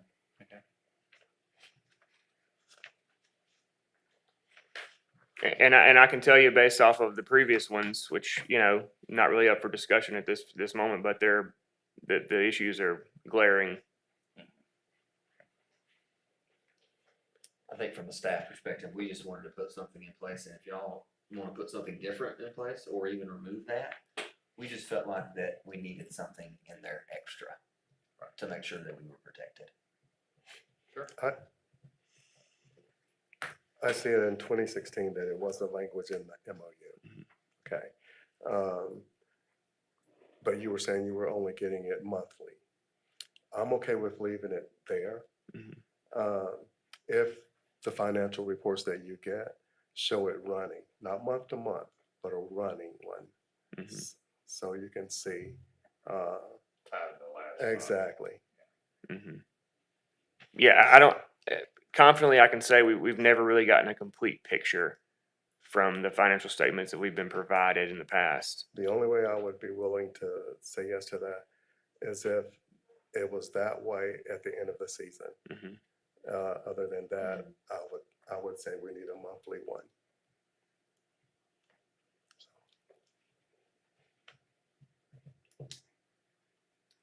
But if they're gonna submit one at the end of the season, there should be a running one from the 1 month to the other.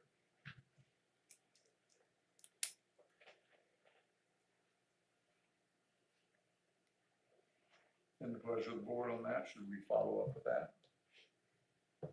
Table this, get that in there, or put it in there now? Do we have time to table it? Isn't the season starting? I think practice has started already. Yeah, their opening day is first weekend in April. But they're currently working under the old MOU, so they could continue using the field. Right. Sorry. Yeah. That's right.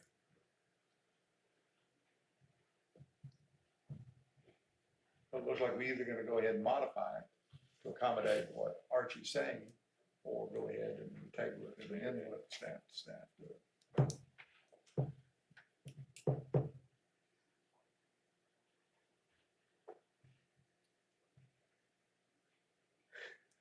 Maybe I don't have a good historical understanding of if these are typically drafted in together with different organizations, or whether we present an MOU and say, this is it. Not that it would be a collaborative effort where you're writing word for word, but whether there's some discussion typically around different line items, or if we were to modify it and approve it tonight, it kind of it makes me feel a little uneasy, unless that's just how it's typically done, I guess. From my understanding, listening to Josh, we've tried to have those conversations. Right. Since January. We are more than glad to go try again. I would suggest we approach Frank, tell him what Archie's talking about here. You wanna talk about it, come in. If not, in the next meeting, we're gonna vote on it. We can table it now and then let you go ahead and get in touch, or Josh get in touch with Frank and see if he'll come in. And, put that language, or agree to put that language in there.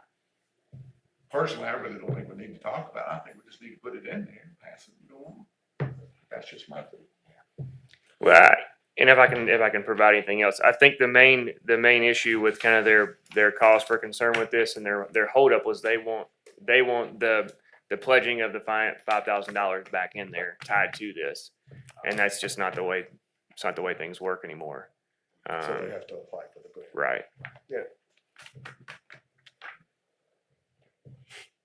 And I would find it'd be amazing if they did get $5,000 when it comes to budget time. Can we put that in the MOU too, just to make sure that they know that we've told them that they can apply, so it's in writing? But they can't say that they. Can you clarify what you wanted? Sorry, putting in the, just add a sentence that says you can apply for. Sure, the yeah. Financial through the town. That by covers this you and, Sure. and us, it lets them know that. Let Yep. us know that it was said, so. So it Yeah. looks like that's gotta be in there, plus dealing with financials, so I just think it's, for what I'm hearing, time is not of the essence, so I would suggest tabling it, and we put it on next month. So, but let me just ask, if we, as it says, if we just added, if we just left it, they're doing the monthly financial, and then say, Babe Ruth is welcome to apply for a grant on an They're annual eligible. basis, and just Yeah. leave it at that, just add that sentence to this, does that cover it? Yeah. I think That's another option than tabling. Yeah, I'm not trying to push it down. No, I down know the you're road, not. I'm just trying to come up with a solution.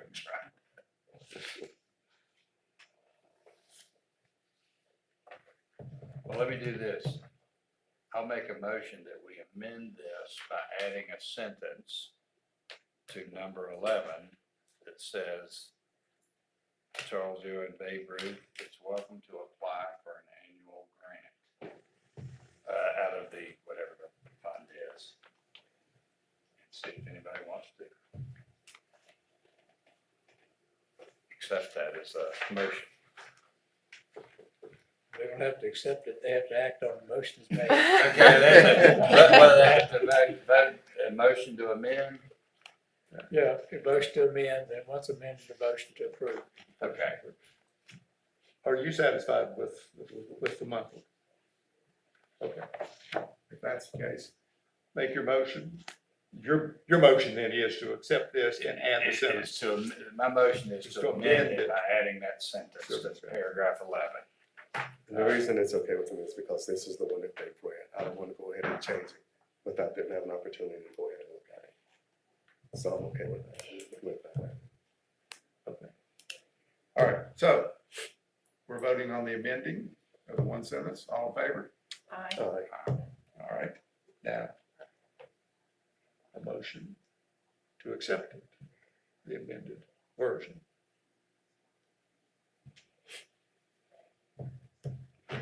Is there a motion to accept the amended version? I'll move, accept the amended version. Okay. All in favor? I'm excuse me, discussion.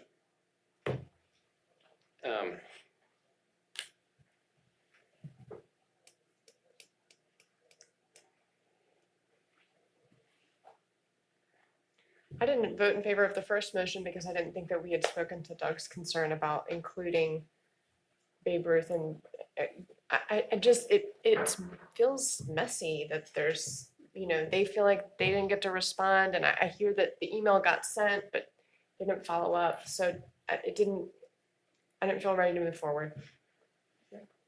Yeah, I think I'm not against the current motion, but I am going to vote no for it.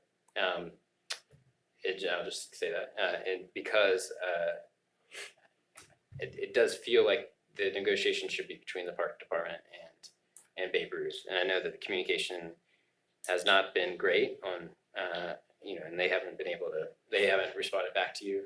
I would hope that maybe this would jumpstart some discussions. They are a partner that we're donating a lot of money to, and I think that it's a lot of in-kind donation to, and I think that type of communication both ways is critical. So that's the reason I'm going to vote no tonight, and but it's not necessarily against anything that is in the MOU, if that makes sense. So. Any more discussion? All right. Let's have a vote. All in favor? Opposed? No. No. All right, the noes have it. I abstain. Which is an aye, I believe, Yeah. right? You're not allowed to. Yeah, you abstain. can. Yeah, abstain. the financial- Unless, the unless financial- there's something we need to know. No. If you abstain, it's a vote for the motion. So that means they'll come back, right? Send it to. Thanks, Josh. Thank you, Josh. So where are we leaving it then? Is it Josh? We'll take care of it. Get with, I'm gonna give them a deadline to the end of this month to give a I think- response. I think or- that's and really work with us. reasonable. Otherwise, we're gonna move forward. very good. Okay. All right. Let's move on to Cheshire Lighting Agreement. All right, the last item on new business, item C, the Cheshire Lighting Agreement. I think Mr. Woodson did a good job of giving you a precursor of the item. And what he mentioned, we've had an agreement in place with Cheshire since 2019. They have come back to the table now, really because they've got such an issue with some of their lights. They're not working, they're just impossible to work on, I guess is a lack of better words. There's no access to the lights, the whole light's gotta be taken down, the pole taken down to try and fix the wiring, so. They're gonna move forward with Duke. Duke is gonna be putting in some lights for them, which we use Duke all around town. That's who we pay for our street lights. We don't own those. We pay Duke every month, and when they break, they come fix them, and that's how we do it. They, I think, the Cheshire HOA is kind of thinking the same way as we have been with using Duke. But in this agreement, we would be agreeing to pay essentially what we would pay for a new streetlight, Cobra head, 30-foot tall streetlight, not a decorative pole. The Cheshire HOA will be paying the difference in those costs. They will be paying for the decorative accessories. We are just paying the flat fee of the LED light fixture with the 4,500 lumens, 40 watts, I think, which is about $21 a month. And we're paying for 8 lights. And that's, not to make it too confusing, but that's really it. And that's what we would pay anywhere else in town. That's what we, For a if we're similar putting, number of, if we were putting in new streetlights today, if we put in a new pole, new light, that's what we would pay. There's that. Well, do I hear a motion to accept this? so moved. Any discussion? If not, all in favor? Aye. Okay. Thank you. We don't have any public hearing. I did go ahead and leave at your place there. Oh, excuse me, no, we got communication. Okay. I have nothing. Only thing I wanna mention is I'm gonna probably be emailing y'all, be thinking about some dates we can talk, maybe next week or the week after about the excess money we have in the ARPA, about 1.1 million, we need to figure out how y'all wanna spend that so I can program it in the budget. And then at some point in the near future, we need to have at least a talk about short-term rentals, if y'all still want to. If you Need recall, the previous board had wanted to have that come to y'all before the planning board got the first bite, so that way we'll get y'all's thoughts before planning board does anything with it. But those 2 items we need to have a talk about soon. But that's it for me. Okay, I put at your desk there that we talked about this. Bill wasn't here on Thursday, but was trying to come up with a volunteer task force for the golf course. And letting me reach out and get someone who could go ahead and then get 4 or 5 others to go ahead and volunteer to deal with these issues. And we would and ask them that maybe this task force have a life of, let's say, six months. Not that we dictate it to them, but just suggest that, and let them come back with after they dealt with these issues or any others that you would like to for them to look at. All this is in the idea of helping the golf course become a better place. Helping out Josh, helping out Brent. No, it does not come underneath recreation. So this is its own entity. And I think this would be a good thing for us to ask some of our citizens in the town who have come to me wanting to do this, wanting to help improve the golf course. This does not require any vote by the board, but I just brought it to the board's attention. And just if there was just general agreement that if you don't find any objections to it. Well, just, of course, I apologize, I wasn't here Thursday, it's the first time I've seen it, but some of these items, Mr. Mayor, who are we gonna get to analyze best turf grass management practice? I mean, that's a professional question. It's too I mean, I don't know that we just have, and I don't know what citizens are gonna be Well, we can- opining on turf grass or consulting an arborist, that costs money. But we can delete that.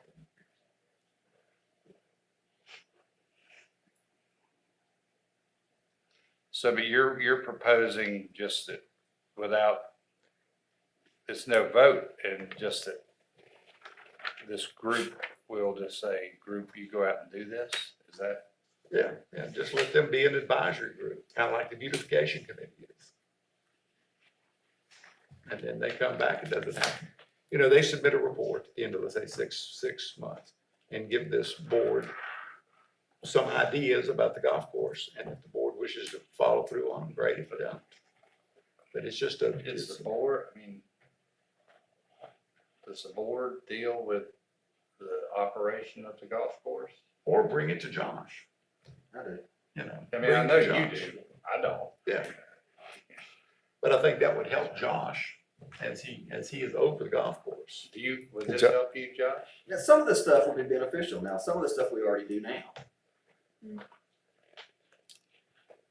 3 and 5. Well, 3 we do every year when we do, now I won't say condition, but 3 we do every year, and you're gonna see that next month when Brent comes and does his presentation on golf course rates. Right. We do the analysis of our neighboring courses. Right, to are they see- comparable to even That's correct. compare? Okay. So that part we do on the financial side, we don't really condition. And then 5, we do, Mr. Mayor, we do use Carolina Golf Association currently. I don't know anybody else we're using currently. And then on 6, just simply eliminate B, utilize the best turf grass management. Because there is some tree inventory. That would be one of the things of trying to go ahead and get those removed. And also too, for the trees is the fact of the root system that grows up underneath the cart paths. And dealing with that, that'd be a way to deal with that. So at that point, they would be bringing us a request for funding to pay the arborist to Possibly. remove the trees and stuff. Possibly, yeah. You're gonna have some, I'm also gonna have in this year's budget, some money to redo cart path out there. Some cart path, not all of it, but the problem sections. Cart path hasn't been done out there in God knows how long. I don't even know, I hate to say, but a long time. Of course, then again, we haven't been in the black in a long time either, so that's, I think a lot of the issues, it's kind of like our parks, man, it's the same. We just haven't done well with maintenance, just to be honest. That's just what it is. And I think that's what some of these But folks are but wanting. it seems to me if that, you know, I mean, I'm sure there's somebody that'll come in, a professional come in and do an evaluation. I mean, if we need it, to me, that seems like maybe better than just, because I mean, I don't know who the Friends of Black Mountain Golf are. Oh, I just put that on there. Right, I know, but I mean, you could have a group of people who say, I hate the golf course, I'm gonna be on that committee and I'm gonna cause problems. And say, I mean, I don't know.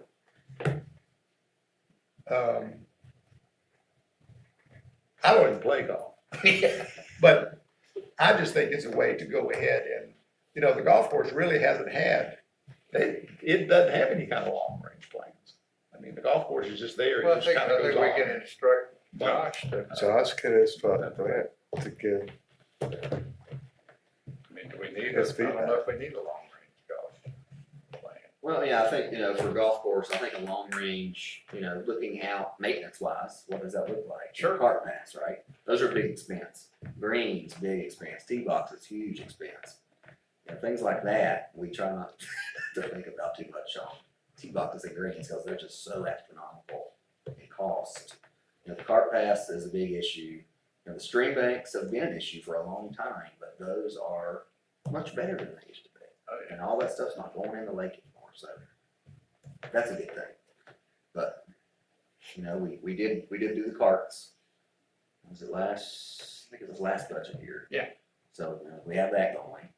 I think we've got one or two more payments on that and we'll be done with the carts for a while. So, we've done some stuff, but a full long-range plan, we have not done. And I'm not saying this has to be a full long-range plan, but at least it's getting the citizens involved, citizens that want to be involved. I mean, I've been approached with citizens that want to do something to try to help address some of these issues.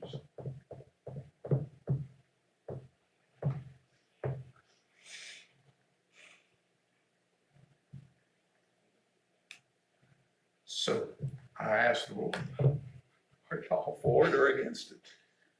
Without any vote on it. I mean, is it okay for me to go ahead and try to get somebody Is that like a vote? to try this? Well, just getting opinions. Yeah, just what's the opinion? I would rather see an opinion from Josh as to what is specifically is needed. And whether it's a citizen task force or hiring a consultant. And if that's the case, and if we do need a citizens task force, I'd rather Josh ask that person to do that, it being Brand who works at the golf course. Okay. I'm happy to talk to Breno and put some ideas together to see what he thinks we need to be looking at. Okay. That seems to be what everybody wants to do, so if you'll do that then. I'm happy to do that. All right, now we go ahead and No, hear a motion to go. no, I have a thing to say. I'm sorry, I didn't see To the it. remaining 5 people here, that's very important. Okay. Yeah, I wanted to recognize that it's Women's History Month by saying out loud all the names of the women who've served on this body ever. So it started in 1971 with Margaret Slagle, Ruth Brandon, Gay Fox, Martha Gallion, Natalie Brem, Kimberly Stepp, Sarah Rafter, Joan Brown, Mary Leonard White, Rosalie Phillips, Maggie Tuttle, Jennifer Willett, Pam King, and Alice Berry. So, Absolutely. Very good. happy Women's History Month.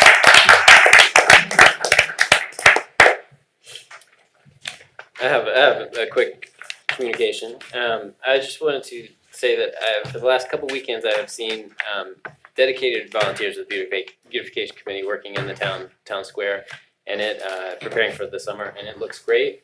And I know that they're doing so much more than just town square, and I would like to publicly thank them for those efforts.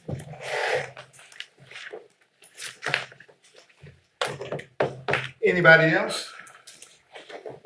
If not, do I hear a motion to go into closed session to discuss acquisition of property? So moved. So moved. All in favor? Aye. Good job. Josh, we'll retire in there. Yeah, we're not gonna take any action. We're not gonna take any action. But I mean, we can go in there and say,